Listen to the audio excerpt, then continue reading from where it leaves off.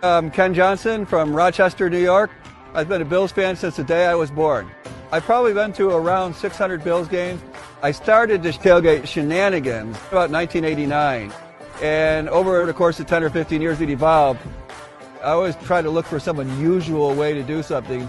After I get back from work is nearly full time after work. Getting all the coolers and buying all the food and such. It takes me a couple hours to kind of set up on Saturday where I get most of the stuff pushed around.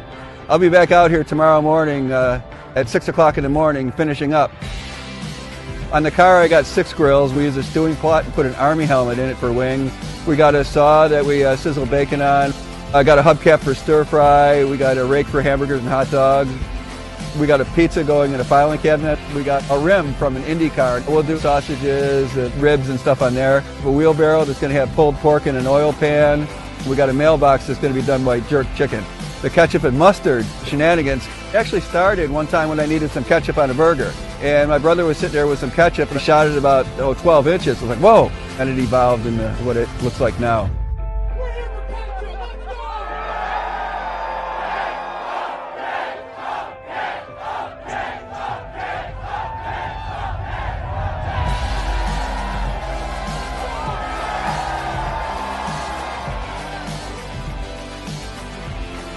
I never went out of my way to try to attract attention. It's just that some of the things I did attract attention. The cooking on the car is a gimmick. The ketchup and mustard is another gimmick. And my game streak of not missing any games in 29 years is yet a fourth thing. Anything that makes you stick out, you're going to get advantages from it. You got to have something that sets yourself aside. Figure out what you're going to do and just keep going with it. Be persistent, because eventually, if it's a good idea, it's going to take hold.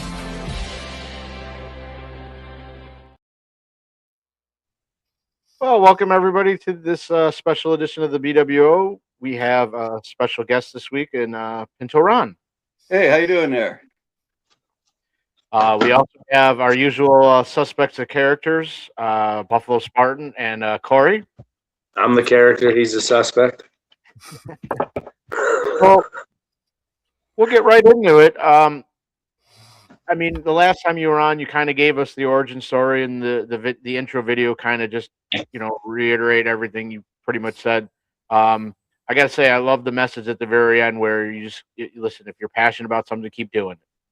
Yeah, I tell a lot of young people that right now. Find something, do it. Just keep doing it. Have a lot of patience, and when you get to be my age, you might get well known for it. So obviously the Bills finished their regular season and they closed out the Ralph. What were your thoughts from the last day when you were there? Well, to tell you the truth, on the last day I was at the Ralph, I was focused on the game, as I usually am. And, a lot of people were getting emotional towards the end. I could see some of the people in the rows ahead of me and stuff like that, but I didn't really get that way. In fact, one of the problems that I realized it after, was that I forgot it was the last game. So I did my usual thing of sitting there waiting for everyone to leave, watching over the field, seeing some of the interviews go up, and then I just left. And then I got back to the car and realized, oh, wait a second. I was supposed to sit there and inspect, feel something. I forgot all about that. I just forgot it was the last game in the last, couple of minutes. I just forgot. Well, was it like I mean, I know you guys were at the game with him, not with him, but you were at the game at the same time. Was it a different atmosphere from the other games that you've been to there, or was it pretty much still the same? I found it was pretty much the same, to tell you the truth, until the very end. Everyone was just into their normal, because I sit with a bunch of season ticket holders, the entire section season tickets, and they're there game after game. And once the game starts, you sort of revert into the same mode that you always are when you're there. It's only when it was coming down to the end and the Bills started doing some special things that you suddenly realized that it was the last time in this stadium, and start reflecting on it a little bit. But that's just me. The girls ahead of me were crying the whole game. So, what are your thoughts on the upcoming season with the new stadium? Any new plans that you potentially are working on, or? No, the hammer lot is going to be exactly the same as the last couple of years. Nothing's going to change. I may bring some stuff back that I used to do years ago, try to resurrect some stuff. Um, but you know, the game itself, I've been in that stadium sort of before. Not that stadium, but it's designed after the one in London. I've been in there, so I know what to expect, and I'm kind of looking forward to it. You know, my new seats are under the press box, so nobody's going to rain on my parade. So that's great. That's a great thing. The VIP section. Yeah, 50-yard line under the press box. I got to get a broomstick and whack the top of the if I don't hear something I like from Chris Collinsworth or whoever's up there. We'll have to get you a decorative broomstick then. Shut the fuck up, Collinsworth. Yeah, I shouldn't rag on him too much. I did one of my first features with that guy 20 years ago. So, Hey, guy's good for an interview, but calling games, he's horrible. oh, okay. I never hear him call a game because I'm always at a game. Usually, he likes to talk about Patrick Mahomes and Tom Brady an awful lot, even when they're not playing. Oh. Especially when Josh Allen's playing. So, do you guys have anything you want to ask about the old stadium, new stadium, anything in particular? Go ahead, Spartan. I was going to have you go. No, I always go in front of you, and then you're like, I'm always last. So go ahead, buddy. Well, I'll add something that Patrick was talking about, the feel of the last game of the stadium. Like, walking in, we kind of knew, and Corey could probably, add or, correct me if I'm wrong. It was like literally once the final second ticked off the clock and like they started playing like the Goo Goo Dolls and everything, that's when it really hit us, I think. So, I mean, I tried to give one last Mafia mount up in there, and if anybody saw that video, I was fighting through that part of it. And it was emotional for me. The game was over, so I was just absorbing the moment that it was in. I don't go to a lot of games, so I guess that might have been why like I treated it the way I did, because I don't go to a lot of I tailgate games, but I don't go into a lot of games. So that one was pretty special for me. But other than that, well, we know from talking previously before we went live that you will not be at the draft this year. Hoping for the Sabres round one playoffs. Yeah, that's one of the considerations. I got a lot of things going on in April and May, and I don't go to every draft. And it's not really a consideration that the draft is so close in Pittsburgh, because it's still a 4-day week, not weekend. Yeah, 4-day, Wednesday, Thursday, Friday, Saturday. Doesn't matter if it's Phoenix or Pittsburgh. But it was more like I have a lot of things going on. Early May, I'm going to be in that Legends cruise. We got the playoffs going on. I'm doing a just for the hell of it trip to Los Angeles in a week, and just a lot of things going on. So I decided not this year. Gotcha. I probably average about every other year for the draft. Yeah, myself and Corey, we're going to drive down day one early in the morning. We weren't originally going to go. We had talked about it, but plans fell through. Then we decided, well, you know what? We'll go down for day one. And then my cousin, who lives in Pittsburgh, I was like, hey, you going to go? And he's like, I am staying away from there. So I was like, well, me and my buddy are coming down for day one. I wanted to link up and, we're either going to drive back or, sleep in the car and maybe stay for day two. We're not sure yet. And he was like, hey, why don't you stay at my place? So got a place to stay. So I'm going to stay for at least day two. I don't know about day three yet. Me and Corey will continue to figure that out. But is it going to be your first draft? No. Remember, I saw you in Kansas City. Oh, that's true. Yeah. And I was at the Vegas draft the year before that. So it will be my first draft. This is Corey's first. So I've never been to Pittsburgh though. So you never been to the stadium in Pittsburgh? I've never been anywhere in Pittsburgh. I've been. That's That's the only other NFL stadium I have been to is Pittsburgh. I've been outside of Baltimore. I've never been in it. We were drunk going by, so I was like, hey, pull over real quick. And I was like, fuck you. Got a photo of it. I had everybody, it was fun, like, why are you bringing your Josh Allen jersey? I was like, don't worry about it, man, because I looked it out and knew we were going by. So I was like, don't worry about it, man. Don't worry about it. And as soon as we were going by, I was like, pull over real quick, pull over. And it was cool because it was nighttime. They had it lit up in purple. And it was just last year, the year before that. So, I mean, it was like relevant playoff time. So, yeah, it was cool. I do have a question. Your mom brought it up there, Pat. Did you happen to buy your season seat? Yeah, I did. You There's did? alcohol involved with that because I had no intention of buying the season seats, and the right ad, the right email came at the right time, and I just like click, and give them my credit card. So yeah, I have 6 seats, but I bought the 2 I usually sit in. So what I'm going to do is I'm going to put them in my living room in front of the TV. So I'm going to watch, TV in my stadium seats. Are you not going to make up the front seats of the Pinto? I actually have only one seat in the Pinto. The other was in my garage. I could actually bring that in the house and do what you just suggested. In fact, I wish somebody had suggested that 15 years ago because I probably would have.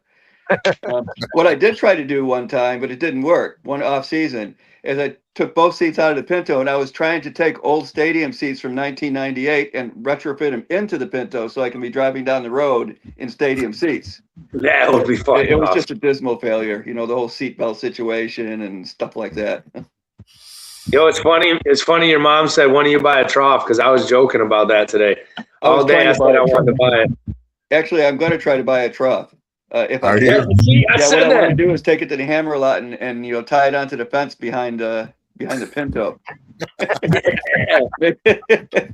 My friend was like, what would you do with that? I was like, I'd mount that shit on the outside of my house or on a couple trees or put up some posts somewhere. That way when we're outside partying, we can piss in it. Yeah, that's what I would do with it. I'd rig up a porta pot behind probably my van, not the Pinto, and put some curtains up there. I got an idea for it.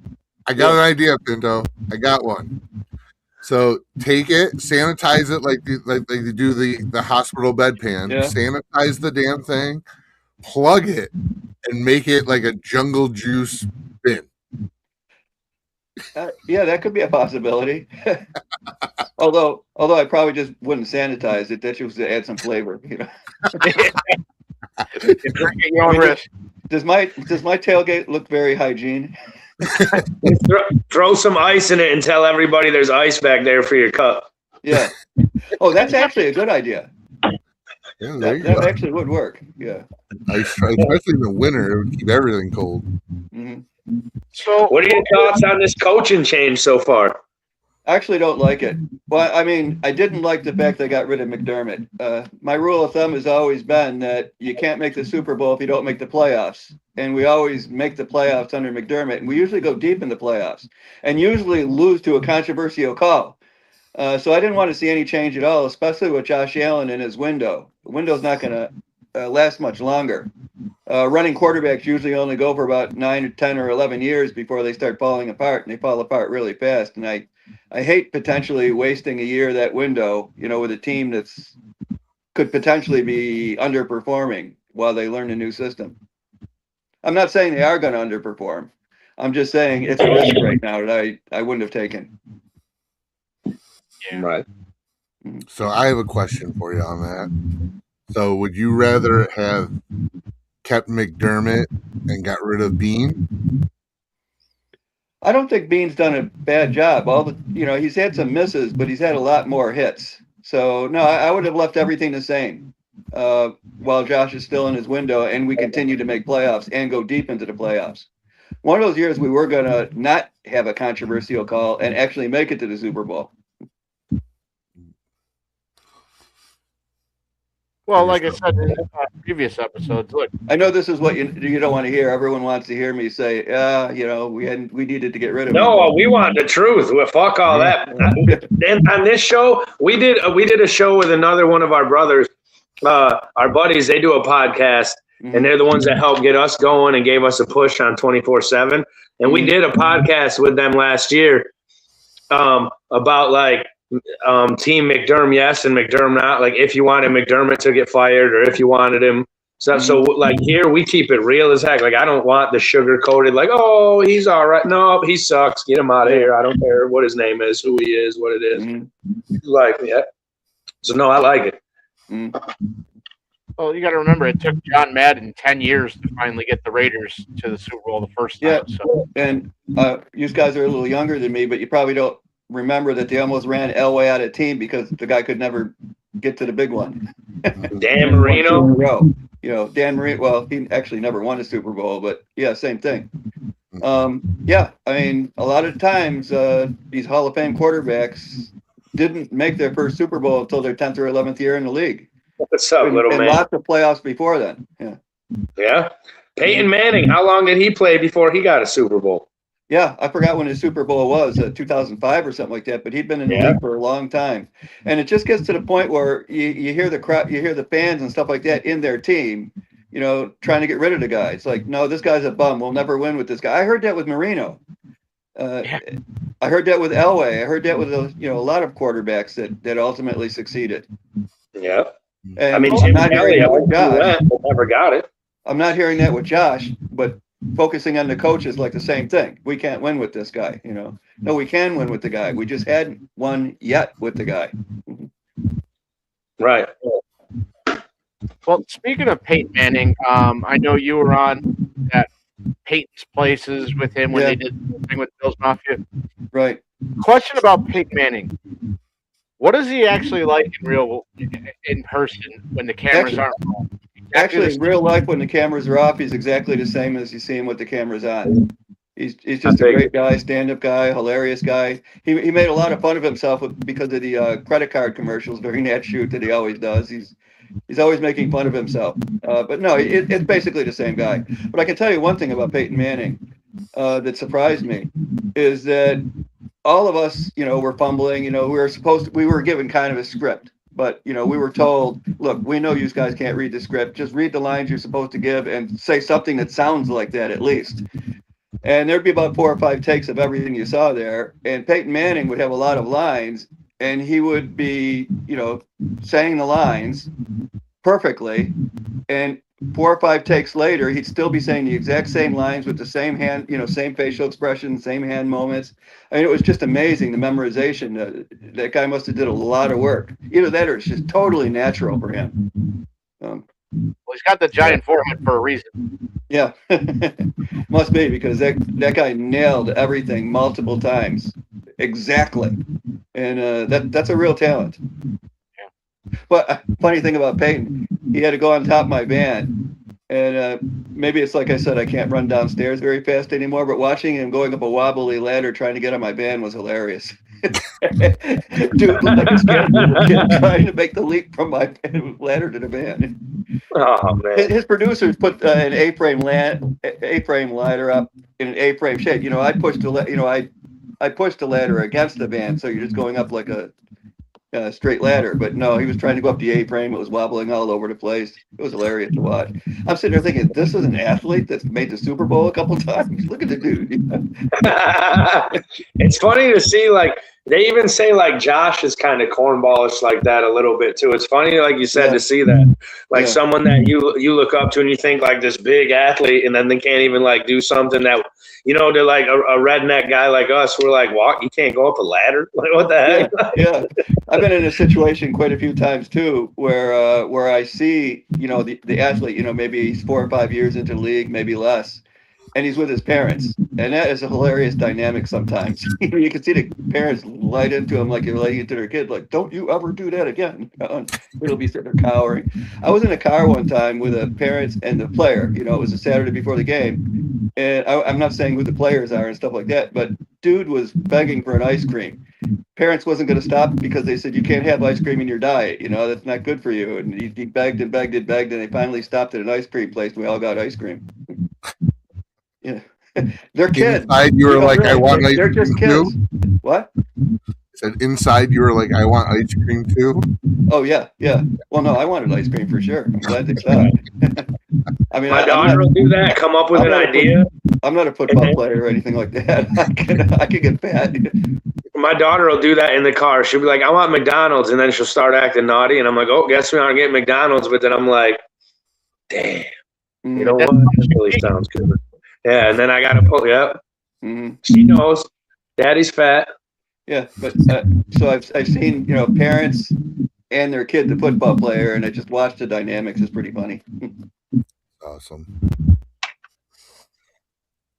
So, speaking of the draft, I know you weren't. You said you're not going. Corin, Smart, and R. But is there something that you're looking to see the Bills address, especially early in the draft? Well, you're talking about position of needs when you say that, because the Bills don't actually pick positions like that. Under Bean, what they usually do is they have a draft board 1 through 100, and when the Bills pick comes up, they look at the top 3 that's on their board at the time. They'll only pick from that top 3, and they'll usually pick from the greatest position of need of that top 3. They won't reach. As far as our positions of need, considering we just switched to a 3-4, we don't really have good 3-4 personnel. I'm looking at free agency now too, meaning we picked up a few DBs that'll sit at, that'll fill the bill. But linebackers, I'd say we don't have a lot of good 4-3 or 3-4 linebackers. 3-4 linebackers have to be bigger than 4-3 linebackers. 4-3 linebackers are usually undersized. All our linebackers were undersized and fast. And you're going to have offensive linemen on these guys a lot. That's just the nature of the game. So if I had a position of need on the after, it would be linebacker. What? Oh. They were upset about Epinesa when we got rid of him, but he's never played 3-4, and he's not a bigger guy. Yeah, if you kept Epinesa, which they still might, you never know because he got turned down by Cleveland, they'd probably convert him to a linebacker. Whether he'd be any good like that, I don't know. But maybe like a coverage guy, but yeah, right. Yeah, so you're right. He's too small to be, because a 3-4 defensive line, they have to be large. Their main goal is to not penetrate, but to keep the offensive line from getting back to the linebackers to hold your spot, so to speak. By the way, in general, over the course of the last 50 years of watching the Bills in football since I graduated high school, I actually prefer a 3-4 rather than a 4-3. I just don't like the fact we're making a switch in the middle of, like I just said, Josh's window. I don't like that. Right. Yeah. In the long run, I like the 3-4 much better. Yeah. Especially with a new coach this year too, and everything. Even though everyone's like, "Oh, he's been around, he knows the system," but still, that's a lot to do. That's a lot of change in 1 year. Right. Well, it's funny. A good Bills fan is always in a constant state of denial. So of course we think that everything's going to go rosy and every draft pick is going to be a big hit. But it doesn't work all that way when you change coaches and change systems. At the same time. You're still hoping on players that like Keon Coleman, that you're still hoping he'll bust out and be somebody. You're still hoping, like, even though we signed DJ Moore, he's still, this will be, I know he'll still have the whole off season with Josh Allen. And I'm hoping for big things. Like I said, we're Bills fans, we're optimistic, but let's also be real. Right. Like we said, this is their first ever year together. Who knows how good they'll be, how well they'll mesh. And that bothers me in the middle of Josh's window. He's probably only got a window of 2 or 3 years tops left. He's not going to be a quarterback that's going to be effective when he's 17 years in or 15 years in. Quarterbacks that are like that don't take hits, don't run, don't put their head down. Physical quarterbacks. Those quarterbacks, Brady, never took a hit in his legs, and barely. And, I don't know. I love running quarterbacks. He like got a Cam good hit Newton. on Brady. Cam Newton started tailing off at 8 years, struggled on for another 3 or 4. All the running quarterbacks are like that. And Allen's that player. He's that big, durable guy. Knock on wood. And like I said, I know some of the fans and people that watch the show probably roast me for it. And why would you say that?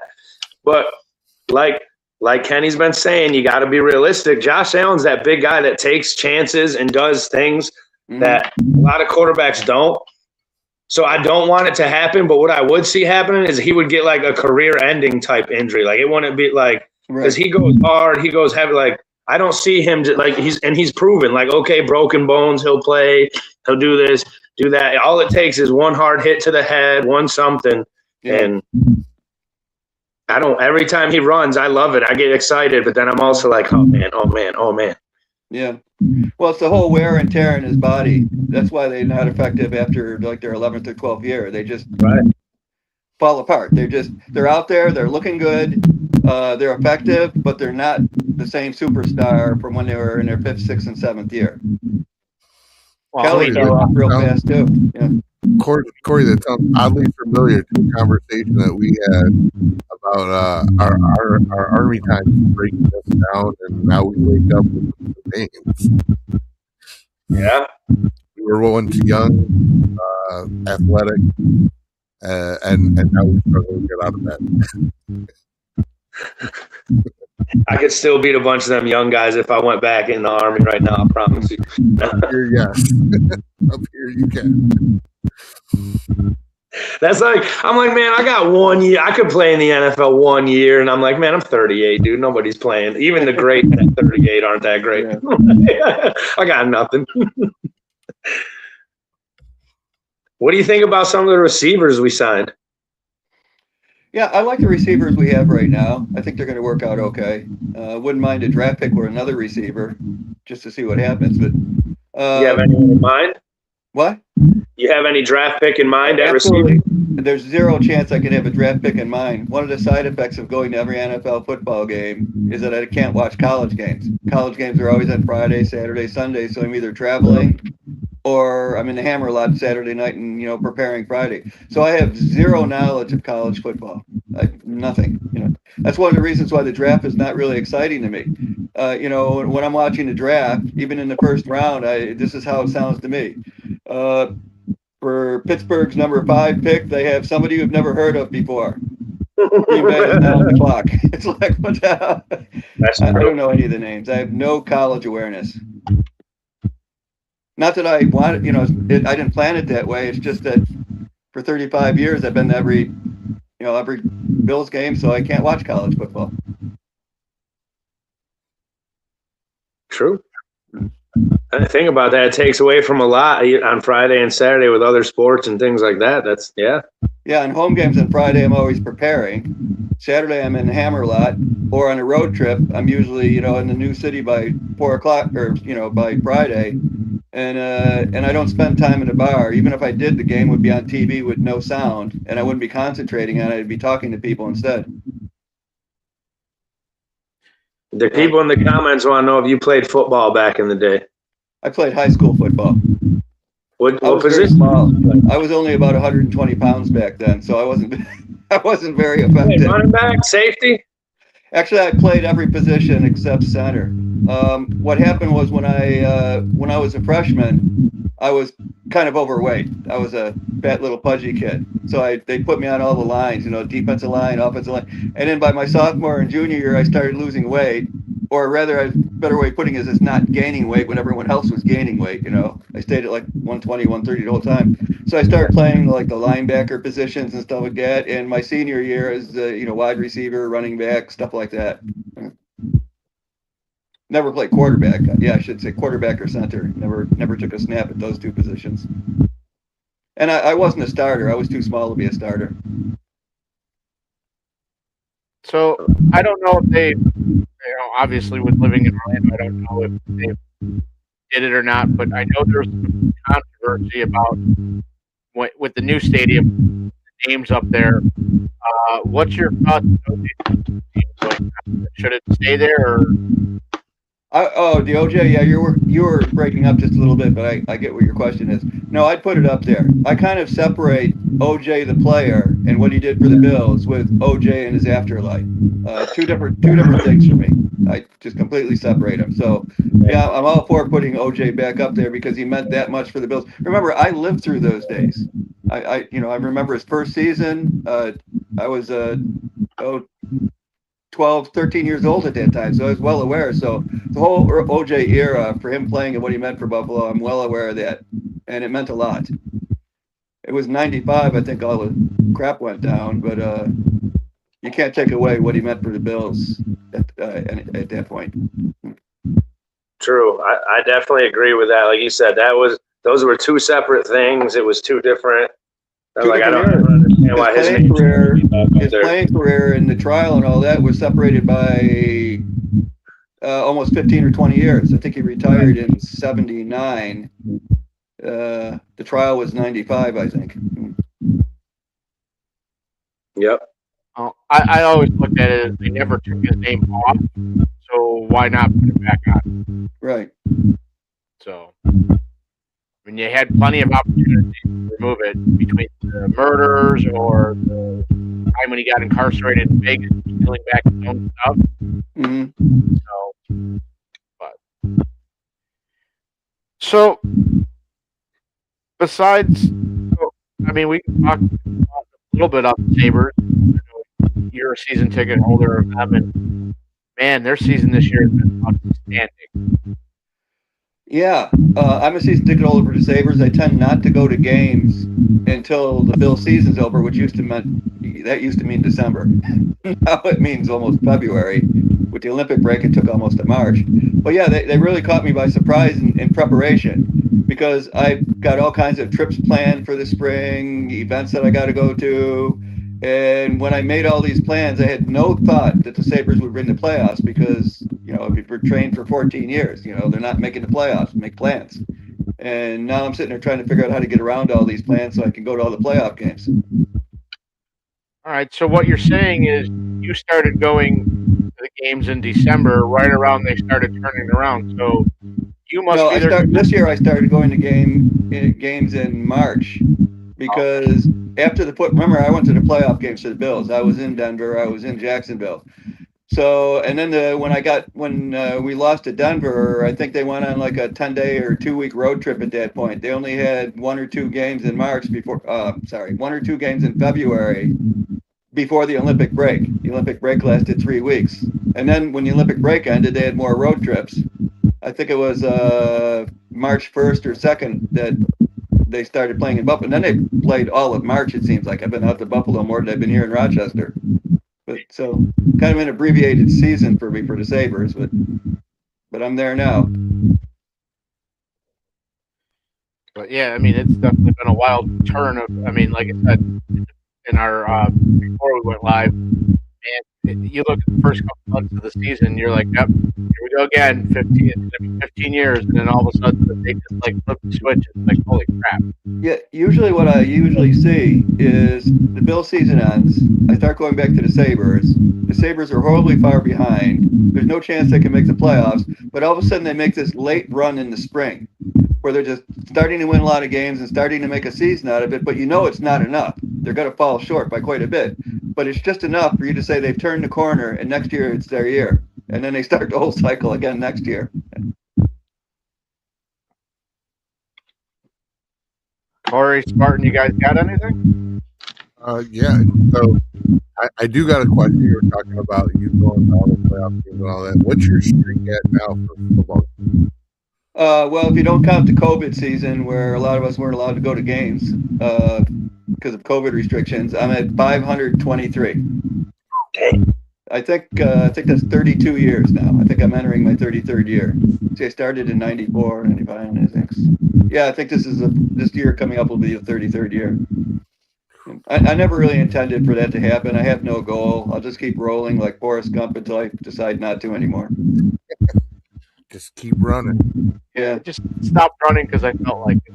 Yeah. Well, I always told myself if I decided that I wanted to stop the road streak or going, that I'd at least give the courtesy of giving myself a half a year's warning or something like that. Like, no, I don't want to wake up with a bad day and wreck a 523 games winning streak.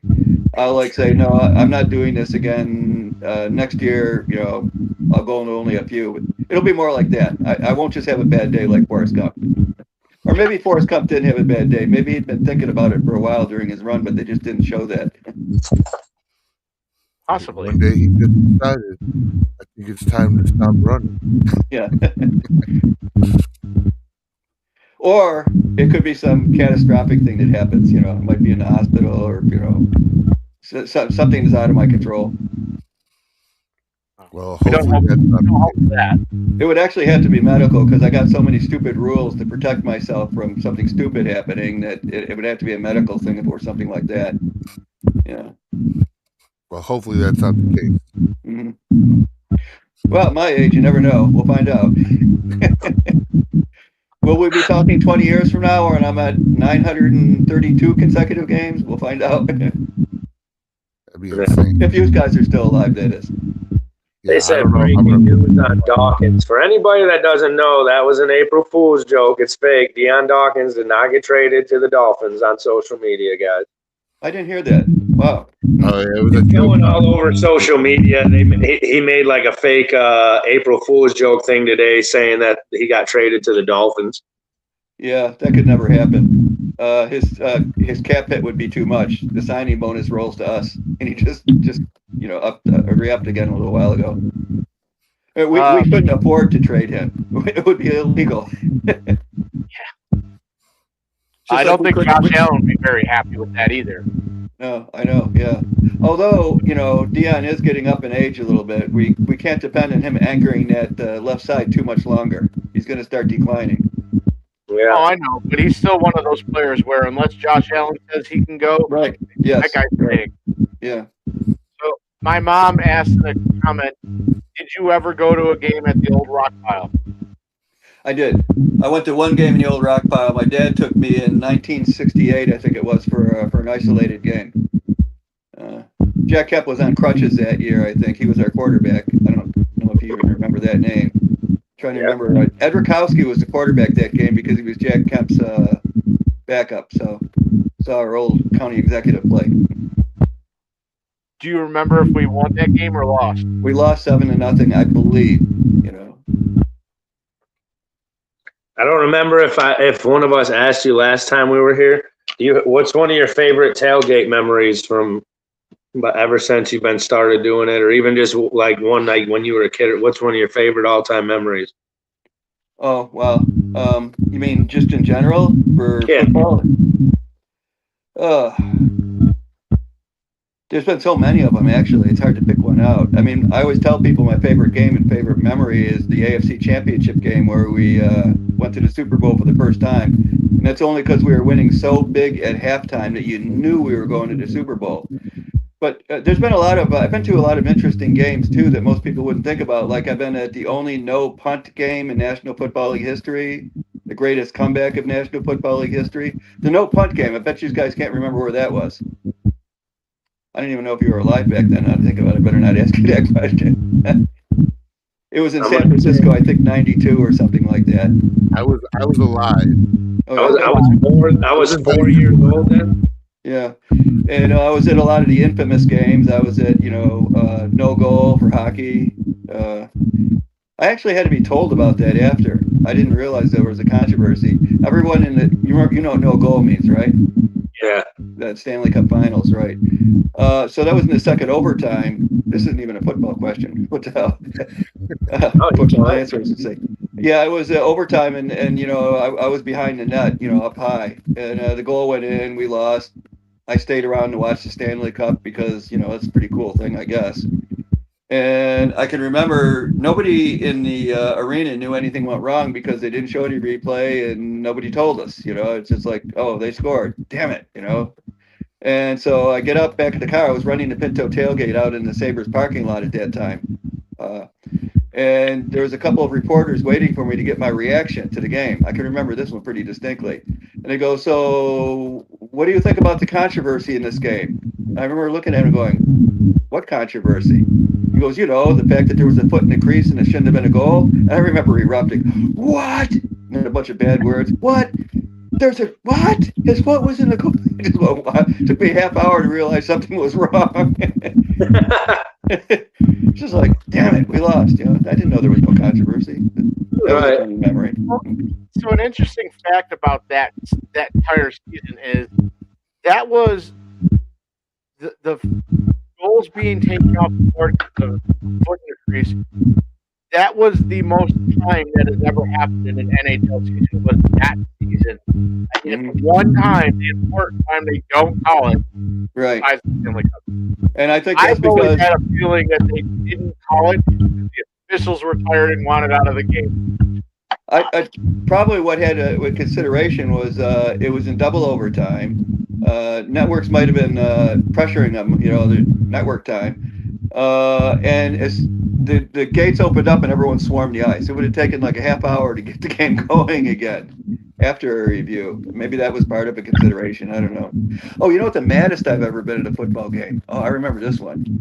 It was New England. It was Monday Night Football in New England. And the Bills were winning the game with, New England's trying their last drive. I think it was Bledsoe was the quarterback at the time.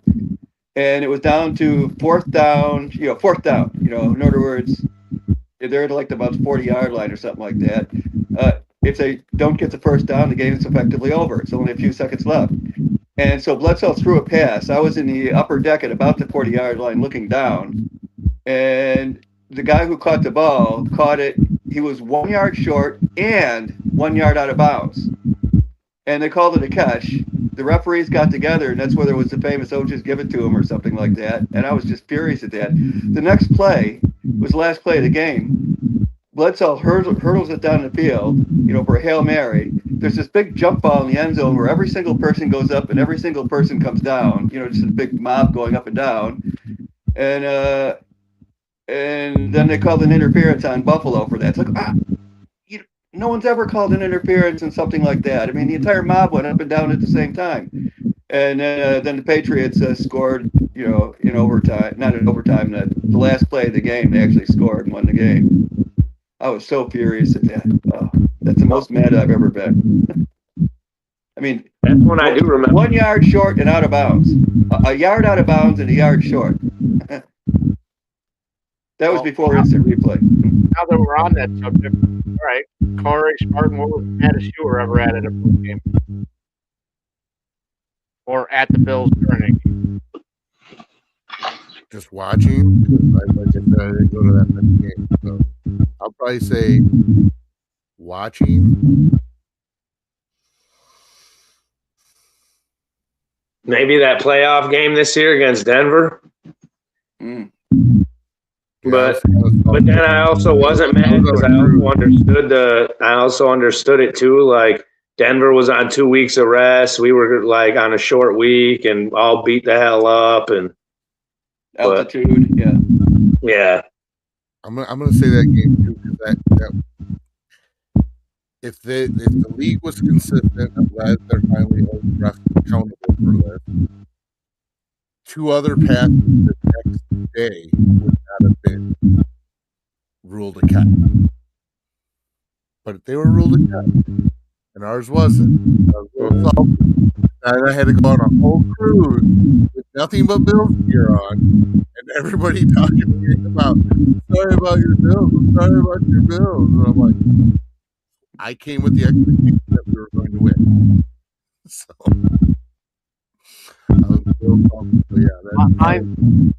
Mine's definitely the 13 seconds. I'm sorry. All you had to do was hold them for 75 yards for 13 seconds. Couldn't do it. Oh, that was a bad one. Yeah. I was pissed. When we scored that touchdown or field goal to go ahead, I forgot which one it was. I didn't jump up. I saw it at 13 seconds. Now I was nervous because I'm a Bills fan. You got to be. Yeah. I looked up. It was night. I didn't realize it. I forgot it was night because I looked up to see if the gray cloud was coming overhead like it usually does and rains on my parade. But that 13-second one, I wasn't jumping that we were winning the game. Oh, that's the thing that made me the maddest about it is, you look at it like, 13 seconds. They got to go 75 yards to even get close to field goal range. We got this. We started celebrating at the Bills Backers Bar here in Orlando. Boy, that was a mistake. Yeah. I got one more. The Hail Murray. Oh, dude, yeah, that one. Oh, I swear that was worse than the playoff game. Like, bat the ball away. Don't try to catch it. Yeah. What pissed me off about that one was Kyler Murray's interview after. He was friends or played in college with one of the Bills linemen at the time. Like they got drafted the same draft or whatever. And they were talking and the Bills player was like, "Hey man," he's like, "Were you worried about that? Like, were you scared?" He was like, "No, not at all." And I mean, I get it. He was trying to sound like legit, Yeah. He was getting interviewed, messing with his buddy, but he was 100% serious. He's like, "What do you mean?" He's like, "Bro, as soon as I threw the ball, I knew it was going to be a catch. I had no doubt in my mind. I knew it was a touchdown." I was like, "Dude, shut up. You did not. You threw that ball 80 yards in the air on a hope and a fucking prayer that someone would catch it, and they did. You did not know that they were going to stop." And he was like, "Nope, I knew it, man." Even his buddy was like, "Man, get out of here with that mess." Yeah, I remember that game pretty vividly. That was one of the few games I could go to that year. It was the COVID year, and they allowed 7,000 fans in that stadium. So my seats were like on about the 10-yard line where we scored the touchdown, the go-ahead touchdown. And there were so few people in the stands. I got up and I ran to the other end zone, and I planted myself just there, going, "All we got to do is keep the ball from going right here." And next thing you know, the ball was right there where I was pointing. You jinxed us. So we have a follower and a buddy of ours, Joey Hatch. We always make fun of him, call him old and everything.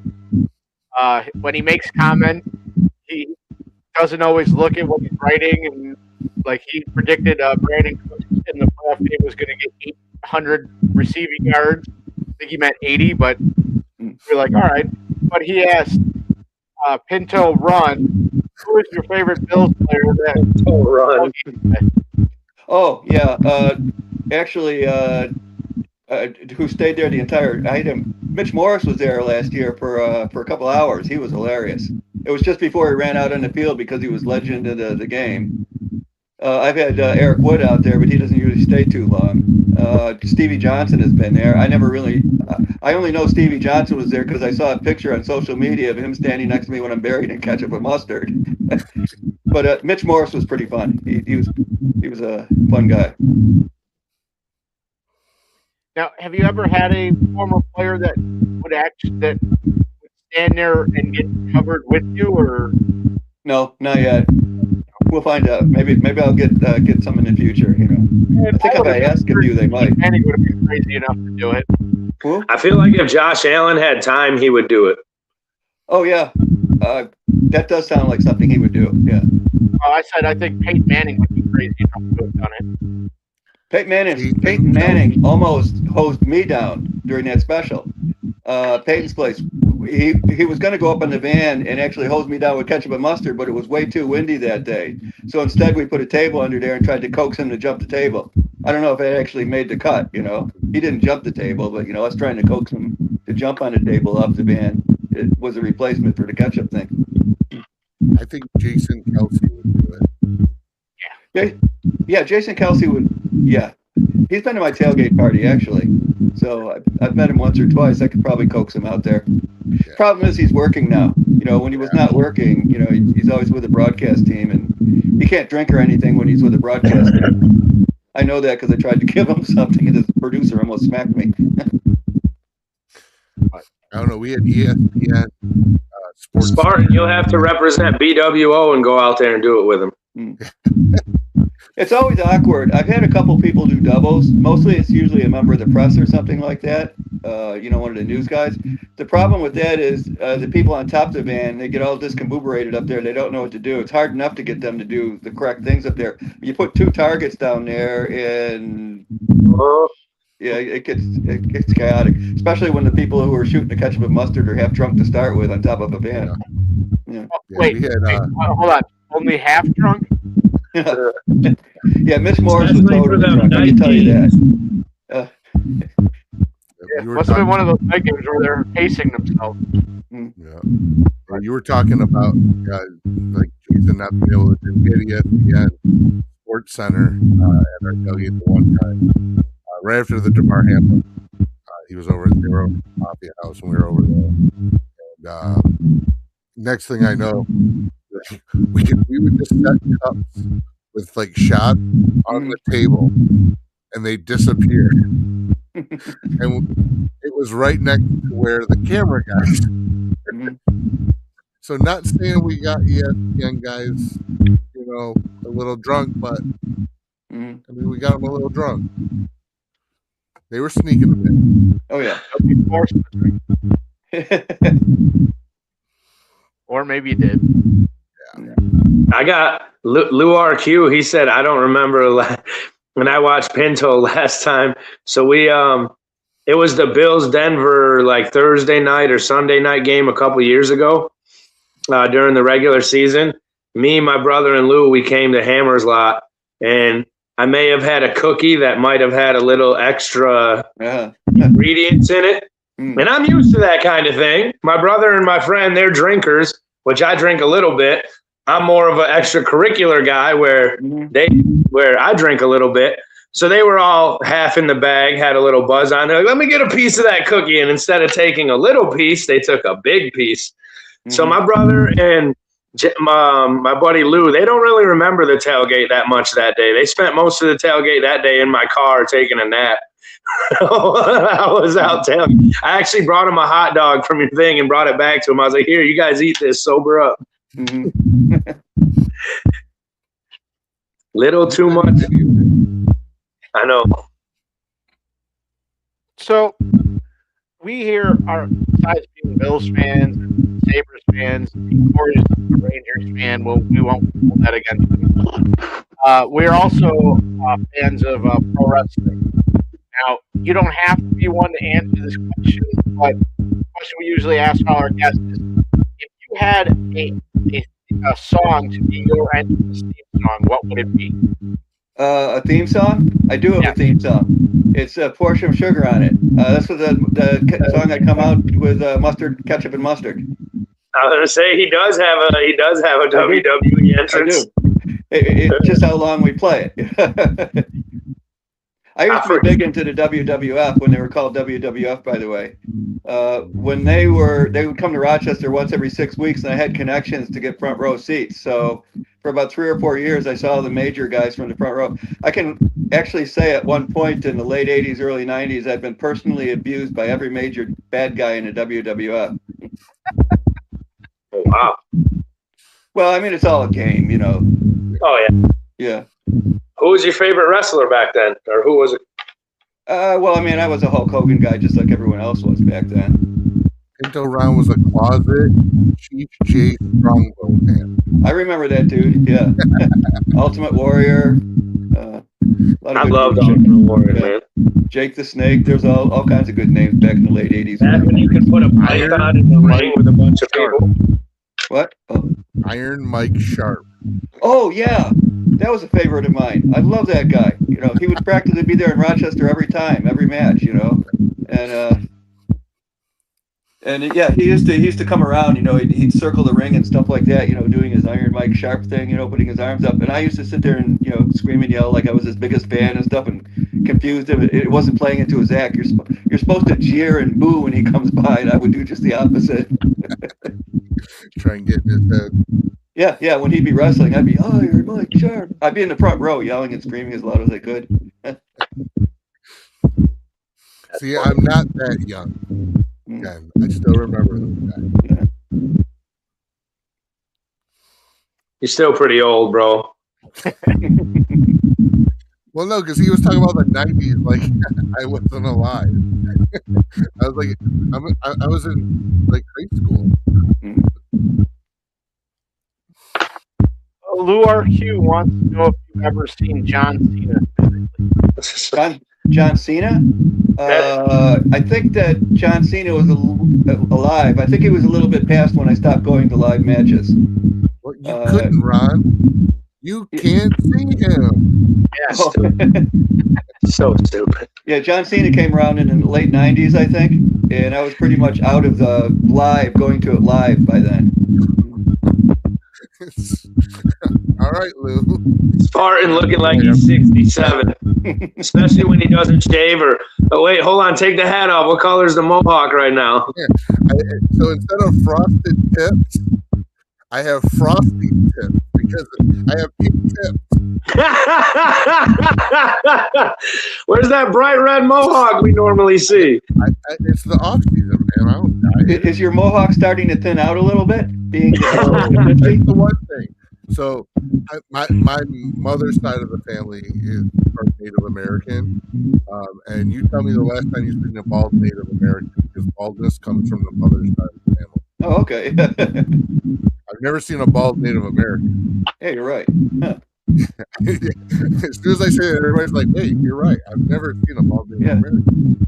Now I'm not going to be able to look at a Native American while I'm thinking about that. Dude, Yeah. that's hair, dude. What is it? Male pattern baldness comes from the mother's side of the family. Mm. So That's true because every guy in my family was bald in their mid to late 20s. I still got it. It's gray. It's gray, but it's there. You're gonna have to get that ready for the draft. What do you think about this season coming up? What are your expectations? If obviously we don't know what we're going to do during the draft and all that, but if you had to go off of right now, what are you thinking for a score prediction the end of the season, like wins or losses? Well, a good Bills fan has to be in a constant state of denial, and I represent that perfectly. That being said, despite my doom and gloom about new coaches and changing systems and stuff like that, I think we're still going to make the playoffs. I'm hoping that we get a good seed so we don't have to keep going on the road, like this year. But yeah, I'm optimistic, despite the pessimism I've been, exhibiting today a little bit. As far as record, it's score. You said score. Record. With Josh Allen as quarterback, as long as he doesn't get hurt, we're at least a 12 or 13 win team, just because of him alone. Just because we can outscore anybody. I think with some of those wide receivers, with that DJ Moore we picked up and stuff, I think even though I can't remember if it was a pre-show or the show we were actually talking about it, how it's their first year together. But I still think they'll be able, like you said, Josh Allen has that little bit of veteran in him now, and Moore's been around for a while, so I think they will be able to mesh and get some things done. Yeah, I'm kind of hoping we bring Cooks back for one more season too. Yeah, I think if we had Cooks with that DJ Moore and Shakir, and then Dalton Kincaid can stay healthy, I think that'd be a pretty solid wide receiver room. One observation I got about this season, the season we just had, was that it is well known that a lot of people are complaining that Josh was doing nothing but throwing short, tight end, running back, slot receiver and stuff like that. We'd send people along, but he wouldn't throw down there. And he was wondering, was it play calling? What was going on here? And when we got Cooks, they were sending him downfield. He was getting open, and Josh was chucking the ball downfield 6 or 7 times per game where Cooks was playing. Now he kept dropping the ball, so it didn't work. But nevertheless, when a receiver was open 30 yards downfield, Josh was chucking the ball, which kind of told me he wasn't chucking the ball because he didn't have any confidence in the people who were downfield until Cooks came in and gave him that confidence. So if Cooks came back plus Moore, they can both get downfield, and I think we'll see him chuck it downfield a lot. Yeah, Moore has that veteran in him too. I think could help. Like I'm not saying completely change his career around, but I think he could help Coleman a little bit if he stuck around to keep him. I haven't given up on Coleman yet. You don't want to give up on a guy who's still young and got that ignorance in him, like we all did when we were young. Yeah. And it's not like he's costing us anything. It's like only $1.25 million salary cap or $1.5 million. It's like, Jesus, that's like practically free. Let's see. Wait till they actually cost us something before you have to make the decision. Right. He got his rookie contract, so. So he's got one more year then, yeah. So I haven't given up on him. I think he could be an effective wide receiver. We'll see. Yeah. Especially with an offensive-minded coach now. Yeah, I think this will actually be the first offensive style coach Allen's ever had. Yep. Are you going back to Wyoming too? Yeah, I don't know about that one. Yeah, because he's only had one coach here in Buffalo. Oh yeah, that's right. McDermott was there one. Yeah, that's right. Yeah. Just the way you said that made it sound like you're going back to Wyoming. I know. I don't even know if his coach in Wyoming was awesome. I know. So, all right, so we're reaching the hour mark, so we'll give our final thoughts and close her off for the night. We'll start with Corey. Well, thank you for coming on again, sir. Like I said, when it comes to fans, you've always been one of my favorite. I've always loved seeing until that tailgate I was talking about with my brother and my buddy like 2 or 3 years ago, I never even been to Hammer's Lot yet. Like I've been to a couple Bills games and tailgated in the backyard with my buddy or with my brother or my buddy at their friend's house and walked around a little bit, but I'd never been. So you've always been one of my favorite fans, and I've always loved the ketchup and mustard thing. It's always, even like the intro video, like I said, I sent it to them last night. I was like, let's try this for an intro video, and Spartan figured out how to get it set up. Uh-huh. So the first time you ever came on, I was like, oh my gosh. And then when Pat said you were coming back, I was like, hell yeah. And then meeting you at a few events now and stuff, I love it. Like I said, you're one of the most genuine, down-to-earth people I've ever met. You're no different on here or in real life. So we appreciate you coming on, appreciate all the awesome stories and everything you tell us every time. It's a great time. I love the stories. I could listen all the time, especially because I'm younger and wasn't really around then. Uh-huh. And your stories are better than these two guys', so no. No, I appreciate you coming on, sir. Thank you so much. I can't wait to see you this year at some events and at Bills games and stuff. All right, sounds like a plan. All right, Spartan, you got anything? Again, Ken, thank you for always showing up, being a great guest. You know, just like Corey said, it's always great to see you at random things throughout the year, those games, whatever. Hope to spend more time with you this coming season. I'm going to try and play a couple more games than what I've been going to, at least. But, you know, I don't know. Let's hope that we fill these gaps in the draft. And, looking forward to a great draft with my brother up in Corey. Have a blast. We'll be thinking about you there, Ken. At the Sabres, because they'll probably. I ain't gonna lie. I'll probably have it on my phone next draft. At least watch. But yeah, no. Again, thank you. You know, we just can't appreciate you. All right. And, Thanks. I'll save my final thing for. So before we give it to you again, just like the other two, I appreciate you coming on, giving us the time for this. You know, I tell all the other who are on with us, you're always welcome anytime. So I know there's other podcasts you could probably choose if you wanted, but we appreciate you joining us. You know, again, the stories you tell are amazing. And again, the video that we showed earlier that had the thing where it just says, "Hey, find something you're passionate about, keep going." Patience. Yep. That's a great message. There's not enough people that do that. The floor is yours. Close out, sir. Oh, good to be here. You know, we'll do this again sometime. Just looking forward to the next season. I'm kidding. I was pretty much rested up. Going to start preparing, and we'll be ready for next year. All right. Well, that'll be it for tonight. So we always close it out normally saying go Bills, but because the Sabres are in the playoffs or going to be in the playoffs, I'm going to say go Sabres.